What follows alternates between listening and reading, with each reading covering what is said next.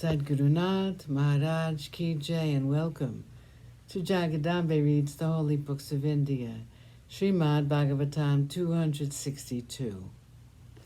As you may remember, the cowherds took the cows to get some water, and on the banks of the river was a new kind of creature. This was a frightening-looking bird, if bird it might be called. It appeared to be a piece of a mountain, cut off by Indra with his vajra. So big was it in size. They found that it was an immense crane. An asura by name Baka was waiting there to kill Krishna. He was lying prone, and the boys came near to see what the object was. Before they knew what was happening, the object came to life, and with its beak opened wide, it swallowed Krishna. It had happened so suddenly that no one knew what to do. Krishna, had been swallowed by a terrible-looking bird. That was all they could grasp, and they were stunned with grief. Baka, in the meantime, felt a ball of fire traveling down his long neck, and he could not bear the pain. He spat out the child whom he had swallowed.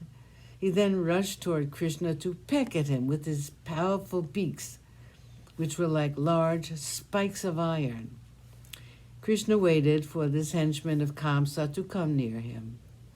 When Baka was close enough, Krishna caught hold of the two halves of the open beak, and while the others were looking on, he split the terrible bird in two. Flowers rained from the heavens, and there could be heard divine music to celebrate the achievement of the wonder boy of Vrindavan. Balarama and the other boys rushed to Krishna and embraced him.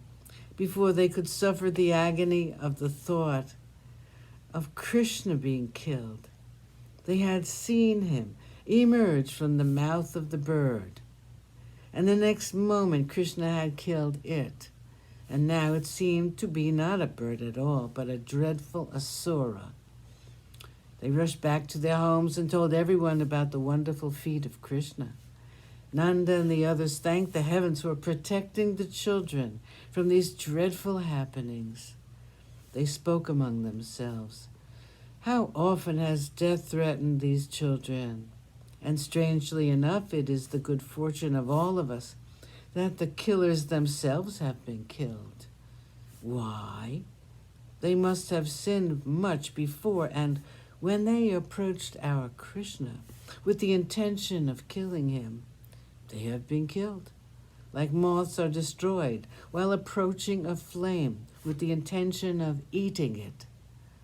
Nanda thought to himself, what the great Garga said is true. This son of mine will be long-lived, and he will be famed the world over for his bravery and for his prowess. 165. Agasura. One day Krishna was in a mood to have a very good time in the forest.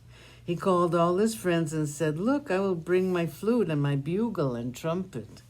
You can all bring whatever you want. Tomorrow we will have a glorious time in the forest, and we will spend the whole day playing different games. The boys agreed with great pleasure, and there was great excitement in the minds of all of them as they set out ostensibly to graze the calves, but really to have a good time. They left their homes early in the morning. Krishna with his bugle led the gang. The calves and the boys followed him. They had little sticks to handle the calves in their hands, and some had flutes and horns and all kinds of material, all meant to produce as much noise as possible. They were all wearing necklaces made of shells and tiny beads, which had been fashioned out of shells, and yet they got more pleasure out of the garlands which they wove for themselves in the forest, out of the leaves and flowers and the wild plants and trees.